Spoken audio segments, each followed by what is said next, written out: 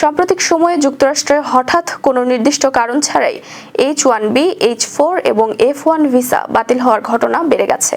অভিবাসন আইনজীবীদের মতে, অপরাধ বা কোনো জটিলতার বিষয়ে সঠিক তথ্য আগে থেকেই প্রকাশকারীদের অনেকেই এমন সমস্যার মুখে পড়ছেন।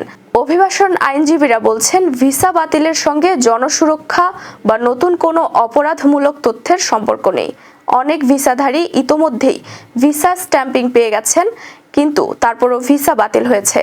এটি প্রশাসনের নীতিমালার পরিবর্তনের প্রতিফলন।